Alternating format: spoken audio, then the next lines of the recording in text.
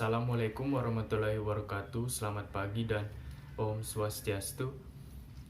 Perkenalkan, nama saya Dwi Yogi Putra dari jurusan Teknik Manufaktur Industri Agro Politeknik AT Makassar.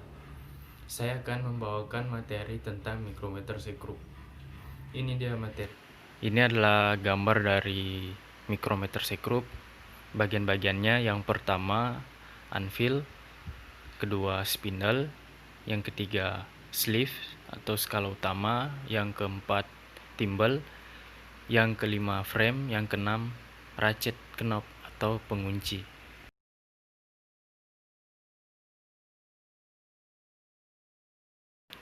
Fungsi dari bagian-bagian mikrometer sekrup.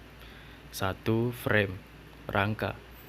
Bagian bingkai atau sering disebut juga bagian frame mikrometer yang berbentuk seperti huruf C atau huruf U dan terbuat dari logam yang tahan panas dan tebal, serta kuat karena bertujuan untuk dapat meminimalkan terjadinya peregangan yang dapat mengganggu proses pengukuran sebuah benda.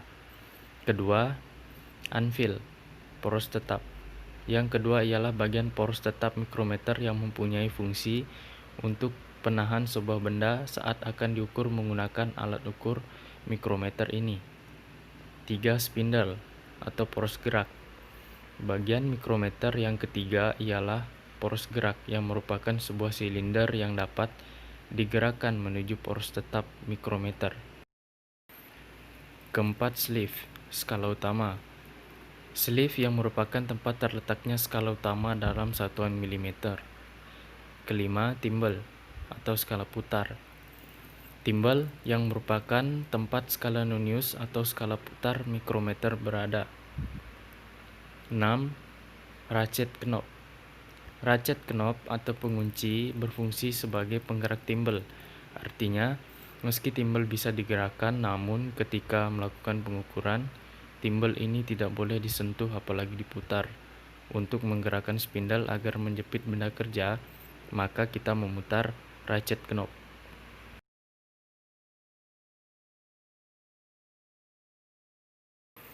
Cara menggunakan mikrometer sekrup.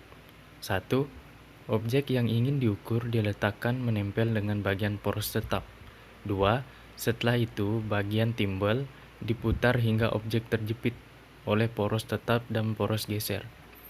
3. Bagian ratchet dapat diputar untuk menghasilkan perhitungan yang lebih presisi dengan menggerakkan poros geser secara perlahan.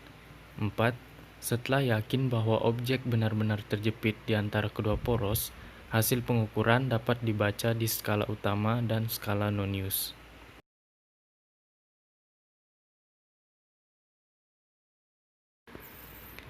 Contoh pengukuran menggunakan mikrometer sekrup. Nah, pada gambar sudah jelas terlihat contoh pengukuran beserta nilainya. Pada gambar menunjukkan bahwa skala utama pada mikrometer sekrup terlihat di angka 5,5 mm dan skala nonius di angka 0,28 mm, sehingga ukuran benda tersebut dibaca 5,5 mm ditambah 0,28 mm, hasilnya 5,78 mm. Nah, seperti itu contoh dari penggunaan mikrometer sekrup.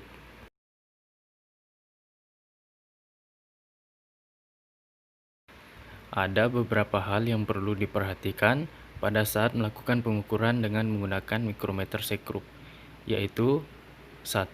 Bersihkan terlebih dahulu permukaan benda ukur dan mulut ukur dari kotoran yang mengganjal. 2.